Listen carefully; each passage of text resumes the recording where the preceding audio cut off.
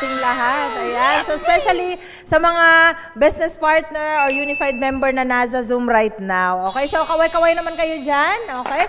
So ayan. So thank you so much sa pag-attend ng ating training today. Okay. So and siyempre yung mga naandito sa office, good morning. Okay. So ngayon pa lang, nire-remind ko na lahat na kung okay lang sa inyo, kuha kayo ng ballpen at papel para maisulat nyo lahat po nung mga ituturo namin sa inyo today. Para at least meron tayong kopya, at least mapag-aaralan natin siya. Kasi napakadami po talagang kitaan dito kay Unified. Grabe, talaga namang ma-amaze ka sa bawat income na pwede nating kitain dito kay Unified. Okay, so bago po tayo mag-start, okay lang po ba magpakilala? So yung mga nasa Zoom, okay lang ba kayo dyan?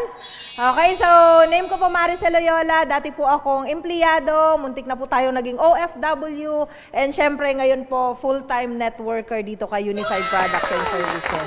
So nakilala ko po itong business way back 2017. So that time po, kare-resign ko lang sa call center. Okay, so kasi ang last na trabaho ko is call center agent. Okay, so yun, pag-resign ko po, nagplano ako na mag-abroad, mag-apply sa abroad kasi syempre bilang isang single mom by profession, tama? So profession na po ngayon yung pagiging single mom. Okay, so profession na raw yun. Okay, so bilang isang single mom, kailangan ko ng mas malaking income, tama? So kaya nag-decide ako na pumunta na lang ng abroad. Kasi syempre tayo, ang mindset ng Pilipino, kapag nagtrabaho sa abroad, mas malaki yung income. Tama? So kesa dito sa Pilipinas. So kaya ako, bilang isang single mom, naisip ko na mag-resign na lang sa trabaho ko dito sa Pilipinas and then mag-apply na lang abroad para mas madagdagan yung income na magagamit namin ng anak ko. Alam niyo yun, kasi hindi ako na-inform that time nung ako ay medyo bata pa na kapag ang anak pala ay lumalaki, lumalaki din ang gastos. Akala ko pag nanganak ka, yung gastos ng bata pa siya, ganun din yung gastos hanggang sa lumaki. Mali pala yun. Alam niyo yan, mas malaki pala ang gastos kapag yung anak mo ay nag-aaral na. So that time po kasi yung anak ko high school, so and ako lang mag-isa yung nagsusupport sa kanya. So kailangan ko mag-double time, double income. Kaya sabi ko mag-abroad na lang ako. So that time po nung nag-aantay po ako sa visa ko papuntang Dubai, doon po pumasok or doon ko po nakita si Unified. Grabe, kaya sabi ko nga blessing na blessing talaga si Unified kasi at that time, ayoko talagang umalis ng bansa. Siyempre, sino ba naman ang gustong iiwanan pa yung anak dito? Tama, wala na nga siyang tatay, wala pa siyang nanay, kaya talagang half-hearted po akong pumunta ng abroad. Kaya lang, wala kasi akong choice, kaya sabi ko, gawin ko na lang to. So, nung nakilala ko po yung business through flyers, sabi ko maganda to, idadagdag ko lang. Nung una, ang mindset ko is additional income lang talaga siya. As in, idadagdag ko lang habang ako ay nasa abroad. Yun po yung plano ko nung una. Pero later on kasi, the more na nakita ko yung kagandahan ng business, nakita ko yung potential income na pwede kong kitain dito, nagbago yung isip ko. So, winidraw ko po lahat ng papers ko sa agency and sabi ko, full-time, gawin ko na lang yung negosyo. And until now, okay, so eto na lang po yung ginagawa natin. Kumbaga, eto na yung pinaka bread and butter ko. Dito na po lahat nanggagaling ng kailangan ko. Imagine mo yon, di ba? Dating empleyado, naging negosyante, pero eto na lang yung pinagkakakitaan right now. Kaya napakadami talagang kitaan dito. So ngayon po, i-discuss natin yung isa sa mga pwede nating pagkakitaan dito. Kasi hindi lang naman tayo dito services, tama? So kay Unified Products and Services and Rep Hub, kompletos ricados. Bakit? Meron ka ng pwedeng pagkakitaan na online services, pwede ka rin kumita sa mga products, pwede kang kumita sa network at another, ito pong MLM natin. Okay? So, pakinggan nyo po, baka kasi makatulong sa inyo, okay? So makatulong sa atin. Actually, talaga makakatulong to sa atin na talagang pwede tayong kumita dito ng malaki sa Unified. So tingnan natin kung ano yung mga potential income na pwede natin kitain dito kay Unified, okay? So sabi dito, welcome to Unified Products and Services, okay? Global business for global community. So eto po, maximizing potential income and MLM. So ang meaning ng MLM is multi-level marketing, okay? So kung hindi mo pa ito alam, mas maganda pakinggan mo hanggang dulo. Okay, para makita mo kung gaano ba kalaki yung mga potential income na pwede natin kitain habang ginagawa po natin ng negosyo, okay? So syempre una, pag-usapan natin kung ano ba yung purpose ng income. Bakit ba kailangan tayong kumita? Naitanong mo ba sa sarili mo yan, bakit ba kailangan kong magtrabaho? Bakit ba kailangan kong kumita ng pera? Tama, kasi po ang pera is Basic needs, kailangan natin yan para masustain yung buhay natin dito sa mundo. Tama? So, syempre, unang-una dyan is yung mga needs natin. Ano ba yung kailangan natin sa araw-araw para mabuhay? Syempre, number one, food. Tama? Kasi lahat naman tayo kumakain. Kasi pag hindi tayo kumain, kamusta naman? Si sexy ka. Tapos anong kasunod nun? Patay. Di ba? Wala nang buhay. So, kailangan natin ng pagkain. So, basic needs yan. And then, next is shelter. So, kailangan ba ng bahay? So, baka may sabihin mo, ay okay na po kami kahit sa ilalim lang ng tulay. So, hindi po okay yun. Okay? So, kailangan natin ng maayos na tirahan. Hindi pwede yung tirahan lang. Tama? Imagine nyo na lang, yung aso nga, ang gaganda ng tirahan ikaw na tao pa kaya. Tama? So, kailangan maayos. Okay? So, hindi ko naman sinabing mansyon, pero dapat maayos na tirahan. Okay? So, ayan. So, may swimming pool daw, di ba? So, clothings or clothes. Kailangan ba natin ng damit? Aba, kamusta ka naman kapag wala kang damit? Sa palagay mo, naglalakad ka dyan sa EDSA. Di ba? Wala kang damit. Sumakay ka ng jeep, nag-commute ka, wala kang damit. Ano kaya mangyayari sa'yo? Mamaya-maya lang, trending ka na. Tama? So, kailangan natin ng damit. And, syempre, yung education. So, isa din po yan sa part, pagka ikaw ay naandito sa mundo, kailangan din natin na mag-aral. Kasi hindi naman tayo, kumbaga, hindi naman pagkapanganak mo dito sa mundo, alam mo na lahat. Tama? So, kailangan din nating mag-aral. And syempre, kailangan meron din tayong family time. Lahat po ba may family? Okay? So, syempre naman, saan ka ba nanggaling? Di ba? Dapat meron din tayong family time, leisure and bonding. So, from time to time, hindi naman everyday, pero dapat kahit once a month, meron tayong family time na tinatawag. Actually, ako nga, weekly, yung family time ko sa anak ko. So, health, importante po yung kalusugan. Kasi paano tayo magtatrabaho, paano tayo hahataw, paano tayo magne-network, paano natin gagawin ng Unified Entrep Hub kung tayo mismo ay may sakit. Tama? So, napaka-importanteng part ng buhay natin, yung kalusugan natin. Okay?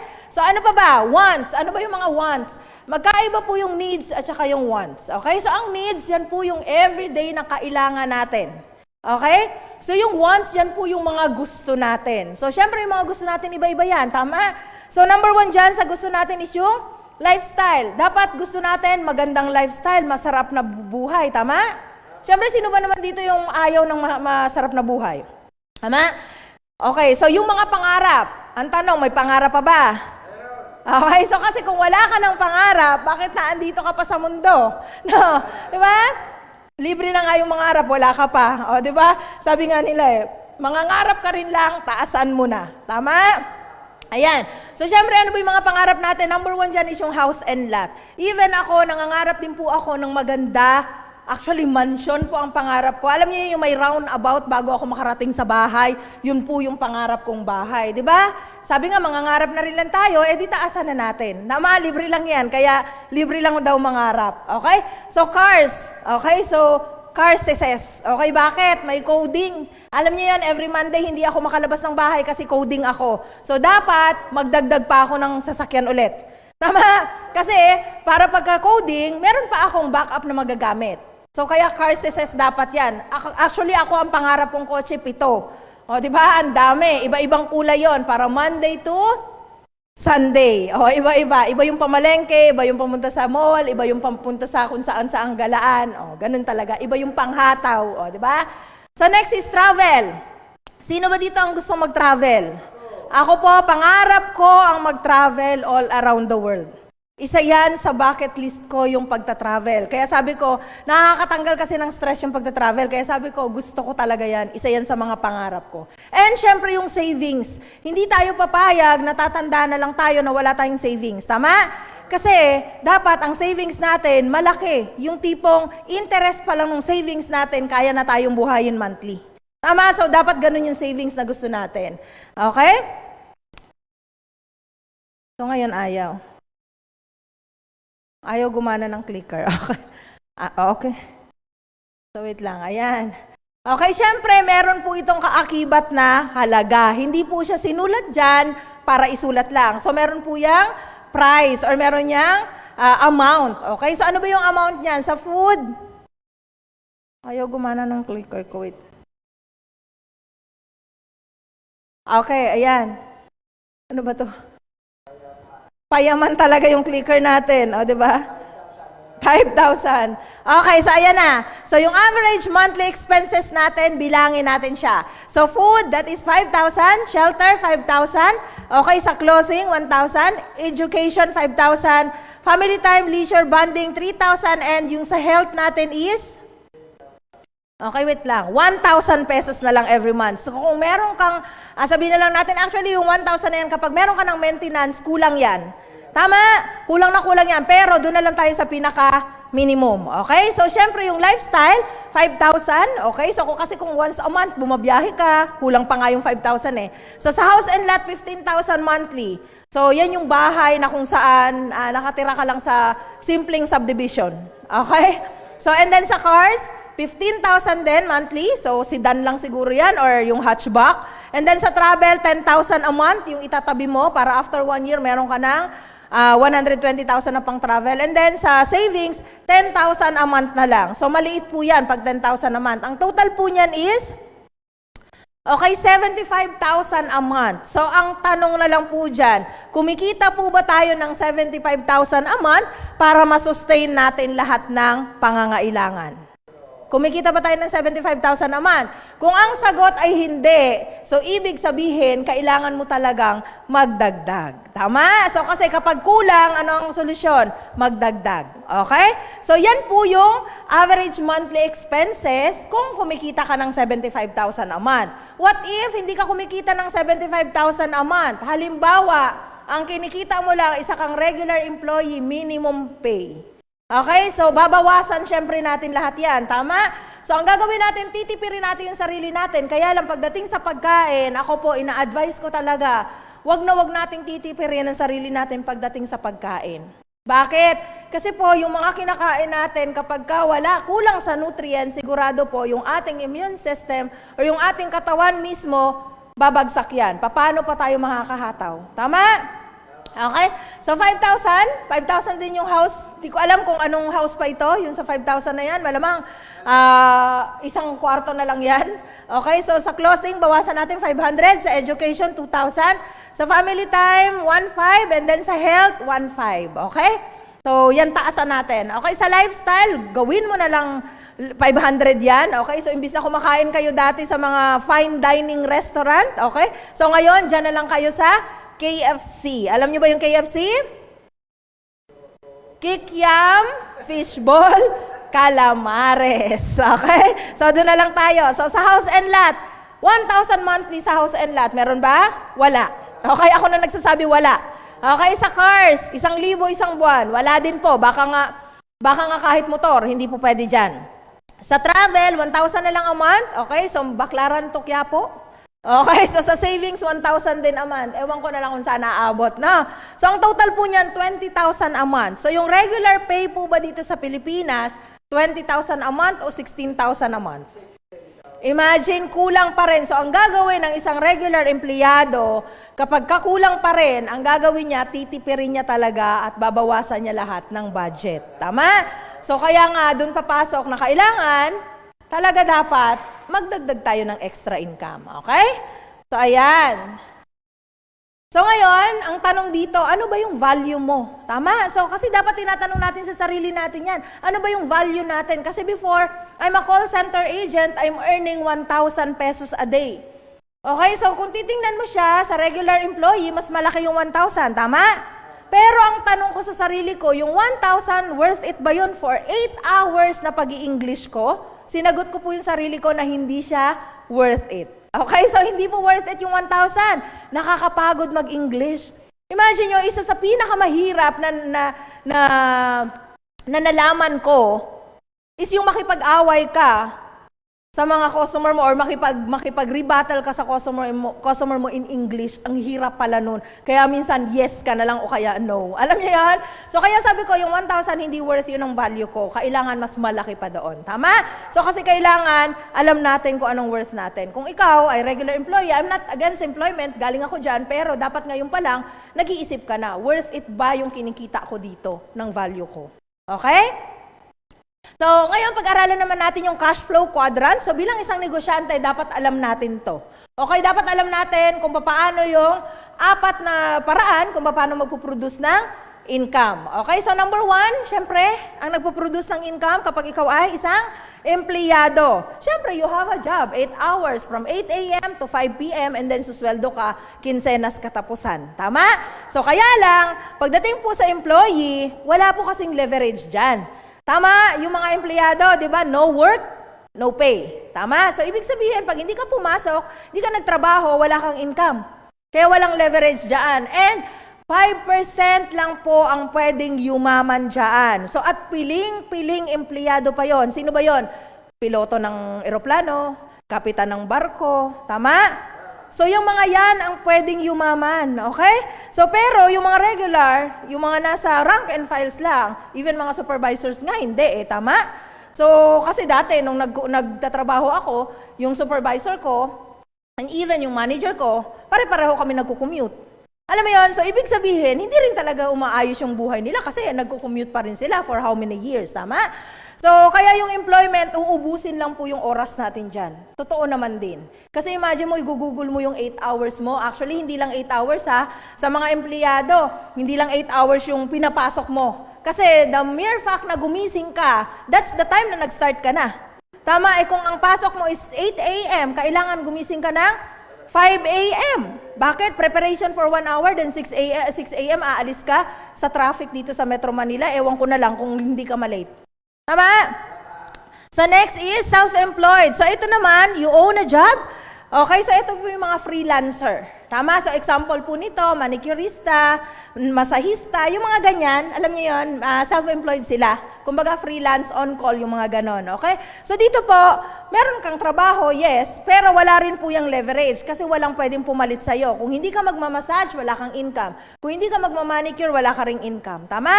So ibig sabihin dito po is napakadami pong gumagawa nito kasi yung iba ayaw rin nila maging empleyado. Kaya lang, matagal din po ang pagyaman dito. Okay? So, eto naman, marami ding oras, pero mabagal din po yung pagyaman. Okay? So, next po natin is business owner. So, eto kahit paano gumaganda na. Okay? So, sa business owner, you own a system. Okay? So, pag business owner ka, meron kang sistema. Okay? Eto, may leverage. Okay? Kasi kapag ikaw ay isang business owner, sigurado naman ako, meron kang tauhan. Tama? Imbis na ikaw ang gagawa, pwede mo nang iutos sa mga tauhan mo sila na ang gagawa para sa'yo. Okay, so dito naman, napakadami rin naman dito, marami rin po yung gumagawa nito, pero dito po sa business owner, karamihan ay may pagyaman or yumayaman. Tama? Halos karamihan ng mga nagninegosyo, pag tinuloy lang nila at tama yung mindset nila, possible talaga yumaman sila. Okay, so people work with you. Yun yung mga empleyado mo. Ikaw yung boss. Kumbaga, ikaw yung may-ari ng company. Kaya malaki din po yung income dito. So next is investor. Okay? So, ESB. Oh, di ba? Investor. You own an investment. Okay? So, ito po yung isa sa pinakamaganda and ito po yung gusto ko. And dito po sa investor na to, talagang may leverage. Bakit? Pera mo lang yung ilalagay mo doon and nag-invest ka sa stocks, for example. Di ba?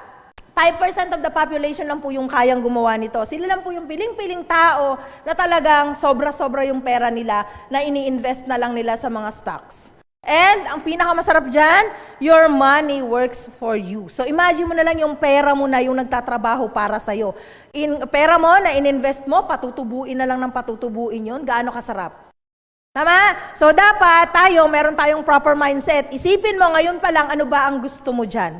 Okay, sa 4 na kategory na yan, isipin mo ano ba ang gusto mo maging.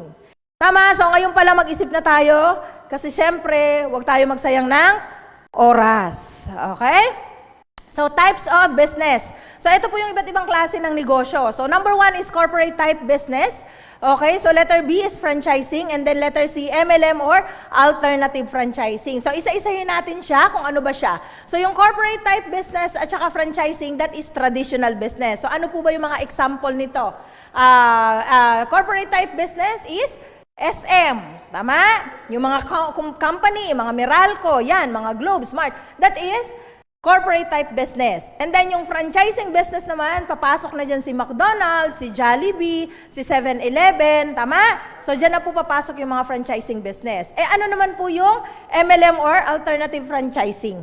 So yan, tingnan natin ha, i-compare natin siya mamaya. Okay? So sa traditional business, you have to start big capital big initial inventory. Bakit? Kasi po, pag magtatayo ka ng isang kumpanya, sa palagay mo, maliit ba ang kapital dyan? Hindi. Milyones po ang kapital pag magtatayo ka ng isang malaking company. Tama? Dahil lahat. Meron building, utilities, lahat, etc. Tama?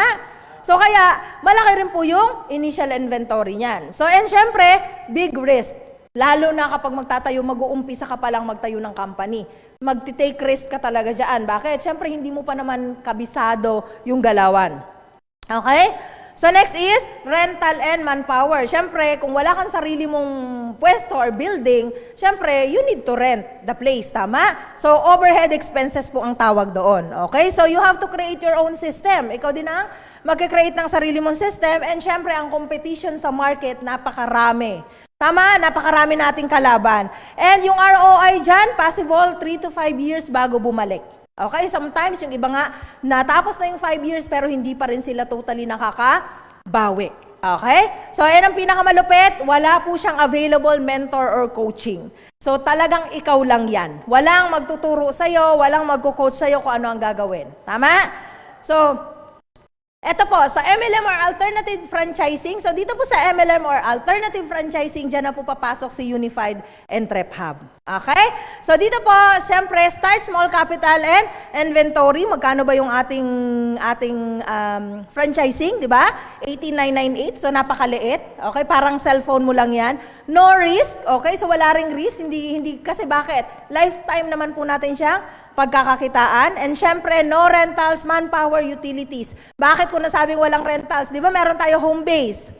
Tama? So, hindi mo na kailangan mag-rent. Hindi mo na rin naman kailangan magbayad ng mga kuryente kasi sa bahay mo lang siya. And kapag umaattend ka ng mga trainings dito, hindi naman tayo pinapabayad ni Unified para sa mga aircon. Tama? Nakaupo ka na, relax ka na, nakikinig ka ng training, naka-aircon ka pa. Tama?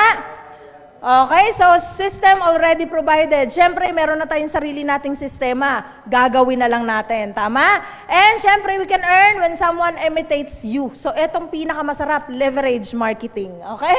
So, na kung saan, kapag yung tao na kakilala mo or dyan within your barangays, tama? Makikita niya na meron kang ganyan at ginaya ka niya, nag-franchise din siya ng Unified Entrep Hub, nilagay niya dun sa kabilang dulo ng barangay nyo. Lahat ng kanyang transaction na gagawin, ang pinakamasarap, meron kang residual income. Tama? So, yun po yung pinakamasarap na kahit gayahin ka pa ng ilang tao dyan sa barangay mo or sa location mo, still kikita ka. Okay?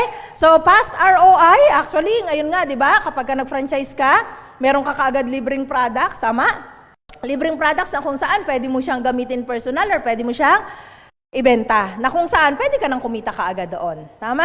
So, provides coaching and mentoring. So, dito po, meron tayong mga sponsor, meron tayong mga uplines, na kung saan, willing po silang i-guide tayo, basta magpapaguide lang tayo. Okay? So, yung uplines natin, hindi yan utusan ha.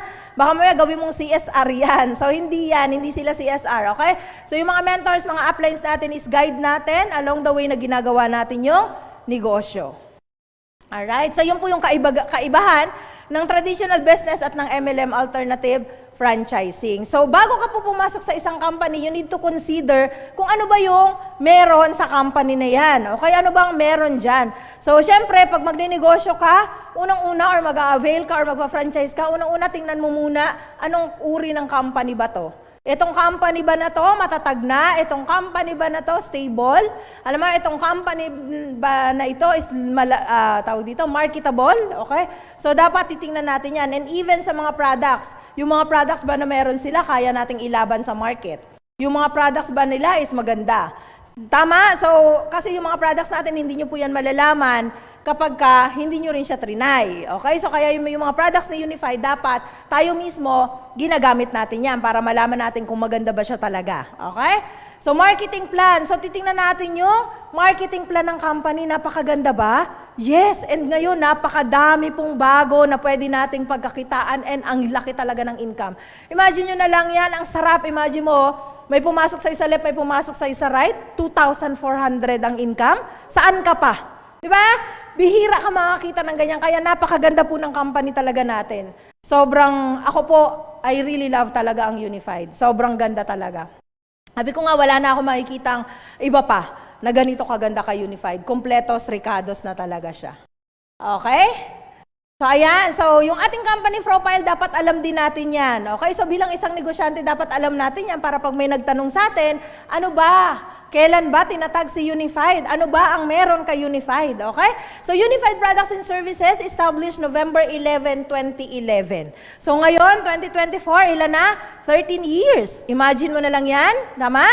Napakatagal na po ng company natin. Kaya proven and tested na yung kumpanya po natin talagang matagal na. Okay? So, talagang fully established na yung Unified. Okay, so naka-register din po tayo. Siyempre, sa mga legalities natin, meron din po tayong Securities and Exchange Commission, may BIR, meron po tayong Bangko Sentral ng Pilipinas, at lahat po ng mga legalities na kailangan sa isang kumpanya, meron po tayo dito kay Unified Products and Services. Okay, so syempre yung mga awards, nakikita nyo naman sa screen ko, naandyan po lahat ng mga awards natin kay Cebu Pacific, kay AirAsia, all may, sa mga bangko, imagine nyo sa mga tie-up nating remittances, even sa ating mga tie-up na bayad center, tama? So meron tayong mga awards dyan, may mga People's Choice Awards tayo dyan. Okay, so ang ating office, syempre, okay, so ang ating main office is located at 1520 JR Building, Quezon Avenue, Quezon City. Okay, so meron din po tayong office sa Butuan, sa Davao, sa Cebu, okay, and syempre meron din po tayong offices sa abroad.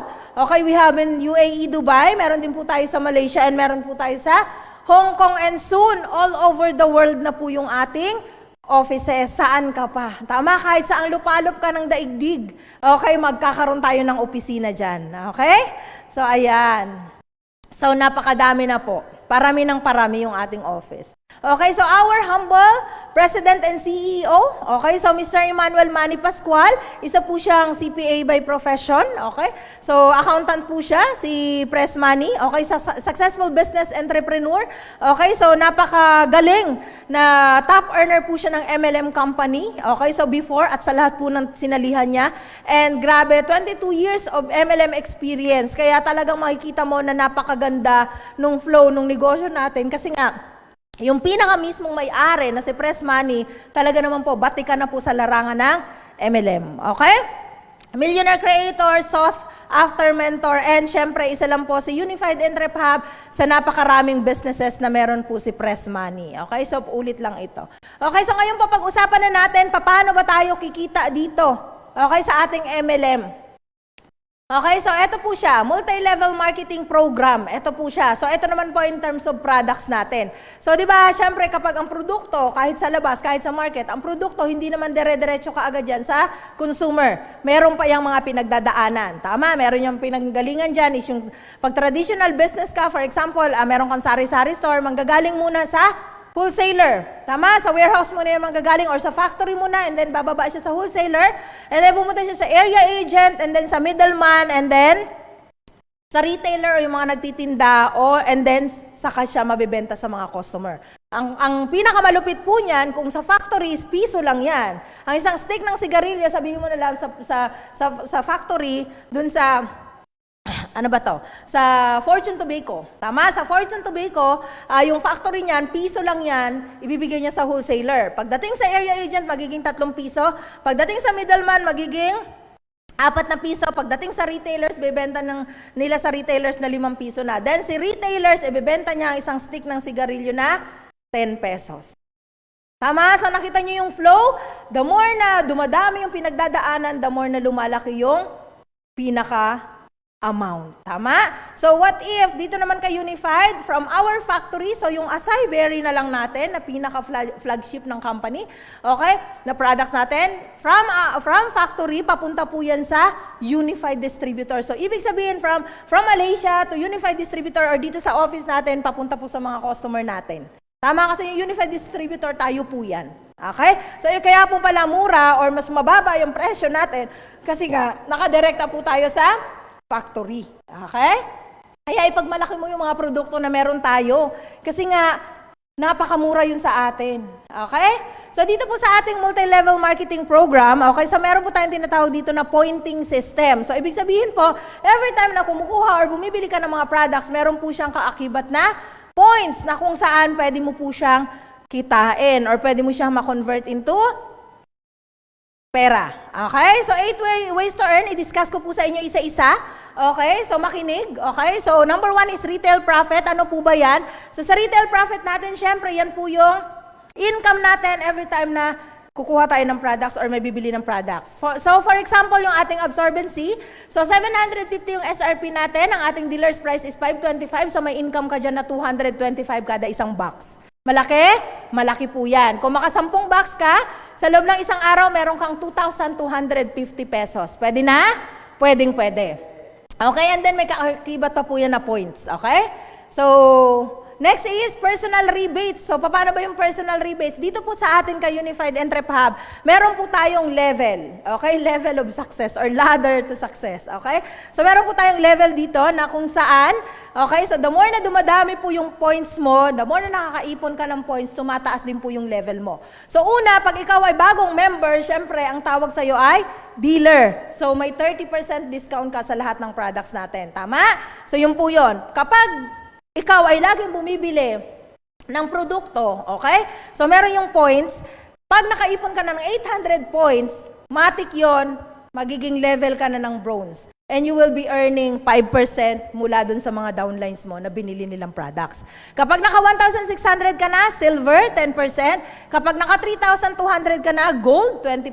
And kapag naka 6,400 points ka na, that is diamond and that is 25% na yung pwede mo maging income. So, paano ba yan? Ma'am Maricel, napakalaki naman po ng mga points na yan. Ilang products ang ibibenta ko para makuha ko yan? Okay? So, wag kang mag-alala kasi hindi ka mag-isa.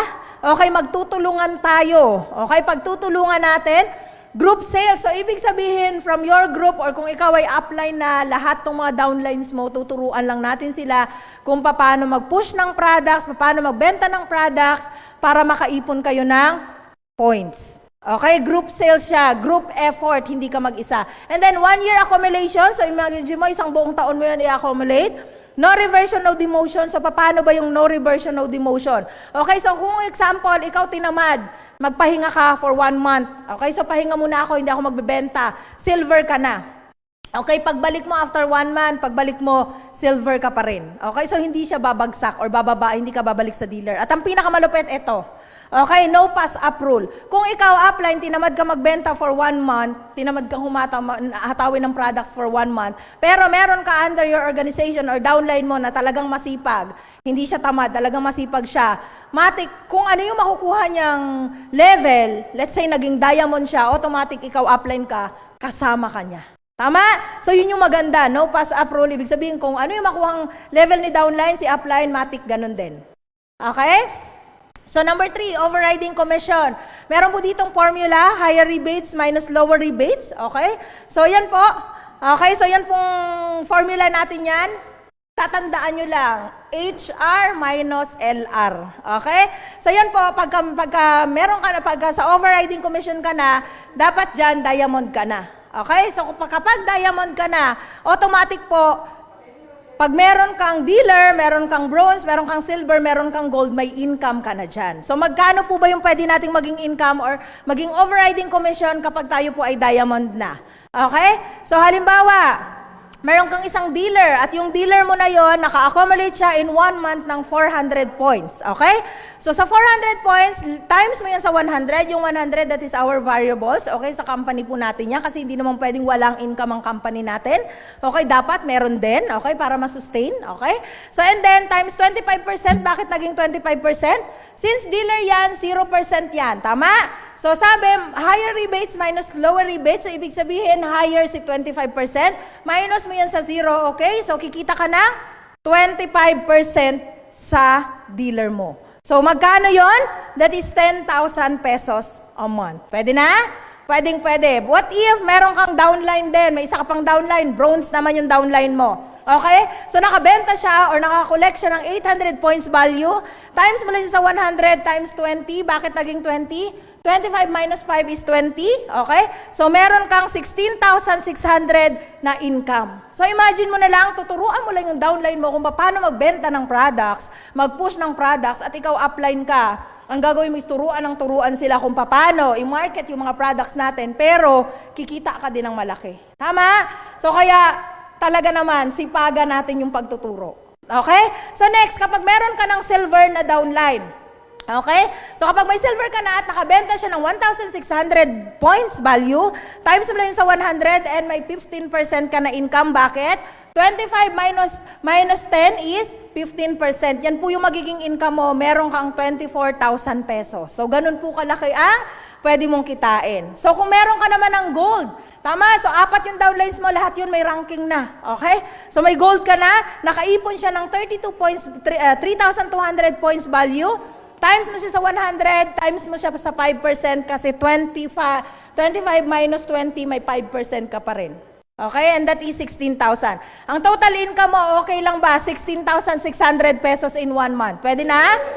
Pwede. Kasi bakit? Nung ako po ay nagtatrabaho, siguro nandun lang siya sa kalahati. Diba?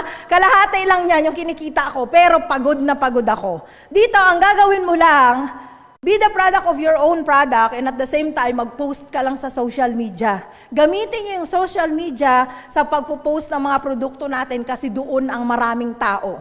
Tama?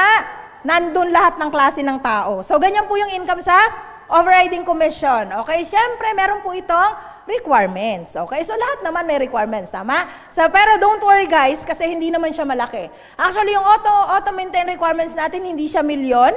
Okay? Hindi rin po siya hundreds of thousands. Okay? Sabi nga dito, just be a product of your own product. Okay? So, gamitin mo lang yung mga produkto na meron tayo. Kung ano man yung produkto na meron ka ngayon, palitan mo lang ng produkto na meron tayo. Like for example, ang ginagamit mo na sabon ngayon is yung 99.9%. Diba? Alam mo na yan. Ano yan?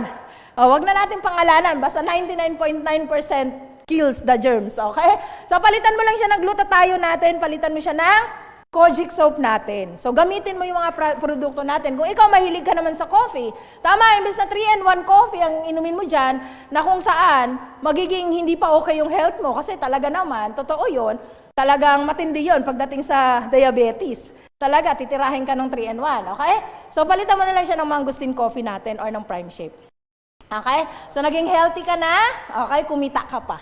Tama? So, ganun po siya. So, ang mga points, ang ating requirements po dito, kapag bronze ka na or kapag ka-dealer ka pa lang, 100 pesos lang yan.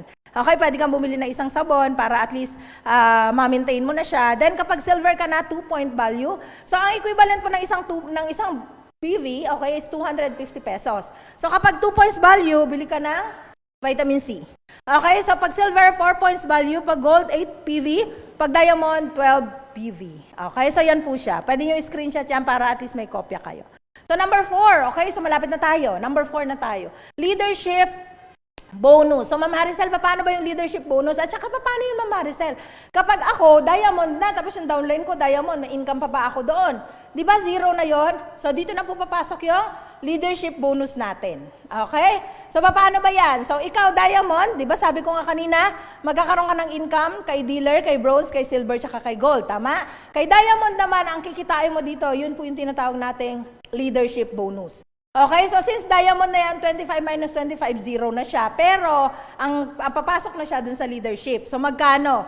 So, ang mangyayari niyan, every time na may mabibenta, yung iyong diamond na downline, meron ka po sa first level mo, meron kang 3%.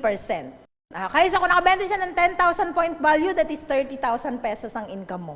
Okay, sa second level, ganun din. May income ka rin, that is 2%. Okay, so sa third level, meron ka pa rin 2%. And then sa fourth level, okay, so may 2% ka pa rin up until fifth level. So imagine mo, hindi lang first level nung iyong direct, yung sumunod pa ulit, second level, meron na up to fifth level. So that is, total po niyan, 110,000 a month. Pwede? Pwede na. Imagine mo na lang, oh, gaano kalaki yon.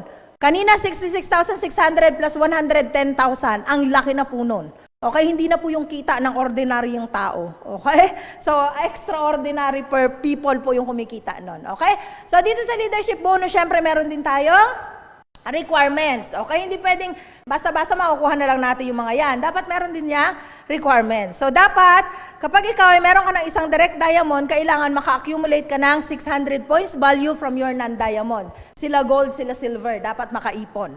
Okay? So, kapag meron ka ng dalawang direct diamond, 3,200 point value na lang yung iipunin mo from your non-diamond member. Okay, the more na dumadami yung diamond mong downline, the more kumukonti na lang yung kailangan mong i-provide na point value. So kapag 5 or more direct diamond ka na, 200 points value na lang yung kailangan mong i-accumulate. Okay, so next is, eto pinakamasarap, profit sharing. Kumita ka na doon sa 4. Imagine mo, pinagkakitaan mo na lahat. Bibigyan ka pa ng company ng profit sharing. Tama? So imagine mo yan, profit sharing na kung saan income na yan ng company, pero napaka-generous ng ating company, ibibigay pa sa atin. San ka pa, di ba? So napakadami po. So dito sa profit sharing, for example na lang, ang buong income ni Unified, ito example lang ha, example computation ko lang. Let's say sa loob ng 1 taon, ang buong income ni Unified is halimbawa sabihin na lang natin 300 million. Okay, sabihin na lang natin 1% yung ibibigay dun sa mga nakahit ng profit sharing. Okay? So sabihin mo na lang, that's 3 million. Tama?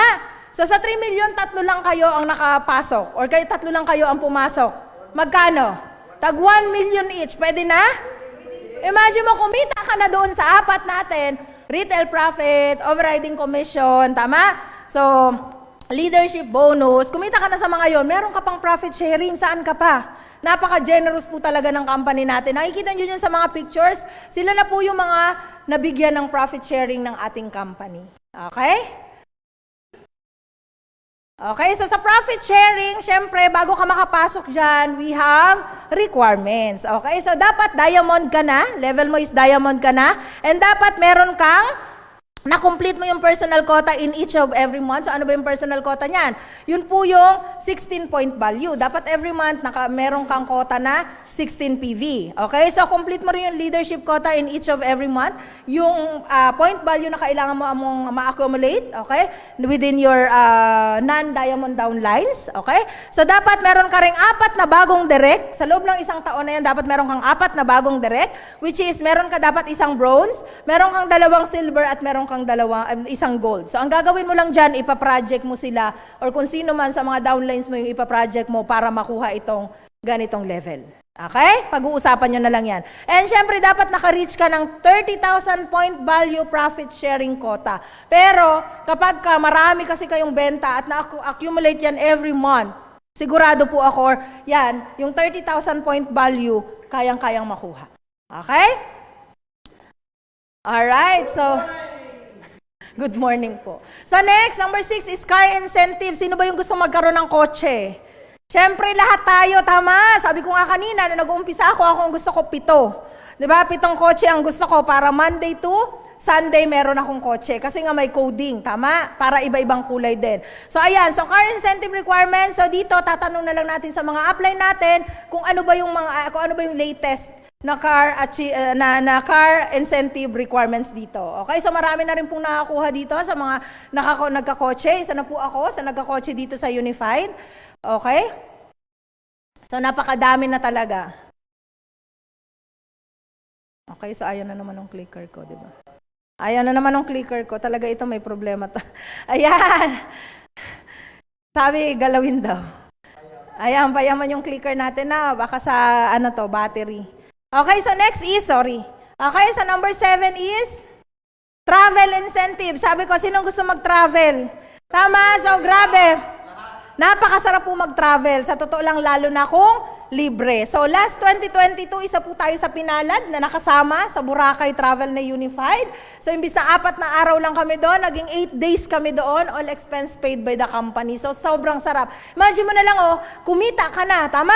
Kasi may inihit ka dyan na travel incentives quota, tama? Imagine mo, kumita ka na, binigyan ka pa ng libreng travel ng company, gaano kasarap? Tama, kaya dapat lang talaga is paplanuhin natin, tatanungin natin sa mga apply natin, paano ko ba ma-hit yung travel incentives? Merong Siargao, tama? Okay, so yon, tingnan nyo, kausapin nyo yung mga apply nyo, tanong nyo, paano ba namin ma-hit yung Siargao? Ano ba yung mga dapat namin gawin? Anong activities ba yung dapat namin gawin para ma-hit namin yung incentives? Tama, so napakasarap po niyan. So talagang halos every year meron tayong travel incentives, okay, na binibigay ang company natin, na kung saan dapat kunin natin yon. Alam niyo yung bigay ng company yon, dapat i-hit natin yung mga travel incentives. Okay, last but not the least, inheritance. So kaya matuwa ka kasi po yung ating Unified Products and Services Entrep Hub, pwede po siyang ipamana. Okay, so kung ayaw mo na at ikaw ay may edad na, hindi ko na kaya mamarisel, magbenta ng products, hindi ko na kaya mag-network, ipamana mo na sa anak mo. Tama? So yun ang maganda doon, napapamana. So this is you, pwede mo pamana sa anak, sa asawa, sa anak na lalaki, pwede din yan sa kapatid, wag lang sa kabit. O, tama. Okay? O, di ba? Sino ba yung may kabit? So, wag niyo ipamamana sa kabit kasi baka mamaya, pag pinamana mo yan sa kabit mo, nako na. Alam mo na yan, nawala na yan sa'yo kasi pinamana mo na siya ng unified. Okay? So, yun po yung ating MLM. Okay, so tapos na po ako. Ayan. So, tapos na po ako. Okay, so I hope and I pray. Late sila. Okay, ang daming late. Okay, so I hope and I pray na marami po tayo natutunan, even yung mga nasa Zoom natin. Okay, ang daming tao sa Zoom natin. May natutunan po tayo regarding sa ating MLM or yung ating multi-level marketing, kung paano po tayo kikita. Okay, so ang gagawin lang po natin, lalo na po sa mga bago, a piece of advice, okay, from me, na aralin lang po natin yung negosyo natin. Kasi hindi tayo kikita ng malaki dito kung mismong tayo hindi natin inaaral. Okay, doon din lang po ako nagsimula, kaya ngayon kahit paano kumikita na po tayo ng malaki, so nabibili na natin yung mga gusto natin kasi nga inaral ko din lang siya. Even yung mga products, inaral ko po yan. Yung mga lahat po, actually lahat inaral. Wag po tayo mamimili ng mga speakers, lahat ng speakers atin na natin kasi lahat po yan merong mabibigay sa atin, mai-impart sa atin na turo based on their own experience dito kay Unified Products and Services. Okay? To God be the glory. Once again, my name is Marisa Loyola. Dati po akong empleyado, muntik naging OFW, pero ngayon po, I'm proud full-time networker kay Unified Products and Services. With that, good morning.